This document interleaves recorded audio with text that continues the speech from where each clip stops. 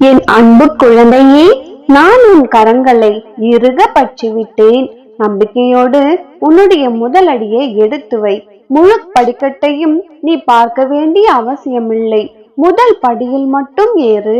என் தங்கமே, உன்னை நான் என் கரங்களில் ஏந்தி கூட்டிச் செல்வேன். உன்னுடைய வெற்றி பாதையில் முட்டுக்கட்டைகள் மூட்டை மூட்டையாய் விழுந்தாலுமே முழு மூச்சாய் போராடு.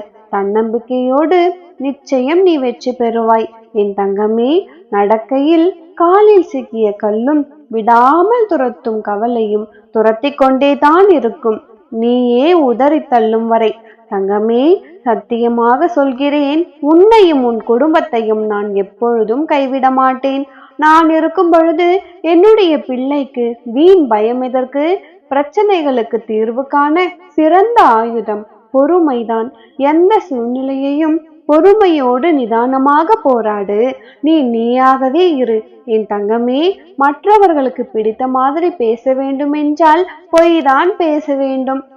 மற்றவர்களுக்கு பிடித்த மாதிரி இருக்க வேண்டும் என்றால் நடிக்கத்தான் வேண்டும். என் குழந்தையே, உன்னுடைய புன்னகையும் மௌனமும் மிகவும் சக்தி வாய்ந்த ஆயுதங்கள். புன்னகை பல பிரச்சனைகளை தீர்க்கும், மௌனம் பல பிரச்சனைகள் வருவதை தடுக்கும்.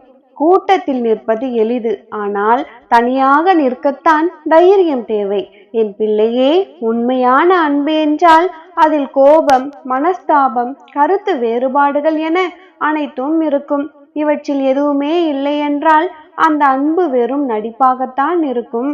பேசும் வார்த்தைகளை விட பேசாத மௌனத்திற்கு அர்த்தங்கள் அதிகம். சில இடங்களில் நம் திறமைகளை மறைக்க வேண்டும், இல்லையென்றால் அதிக பணிச்சுமைக்கு ஆளாகக்கூடும். என் தங்கமே, சிலரோடு உன்னை ஒப்பிடும்போது வெற்றி அடைகிறாய், சிலரோடு ஒப்பிடும் பொழுது தோல்வி அடைகிறாய். எவரிடமும் ஒப்பிடாமல் இரு, மகிழ்ச்சி அடைவாய். ஓடுபவனுக்கு பல வழிகள் உண்டு, ஆனால் அவனை துரத்தி செல்பவனுக்கு ஒரே வழிதான். ஓடுபவன் பின்னால் தான் அவன் ஓட வேண்டும். என் தங்கமே, துரத்துபவனாக இருக்காதே, ஓடுபவனாக இரு. என் தங்கமே, உன்னை தவறாக நினைத்து விட்டார்களே என்று வருத்தப்பட்டு புலம்புவதை விட நம்மை இவ்வளவுதான் புரிந்து கொண்டார்கள் என்று விலகுவது சிறந்த பதிலடி. உன்னை வழிநடத்த அறிவை பயன்படுத்து. அடுத்தவர்களை வழிநடத்த அன்பை பயன்படுத்து. உன் வாழ்க்கையில் எப்பொழுதும் இந்த 3 நபரை மட்டும் மறந்து விடாதே.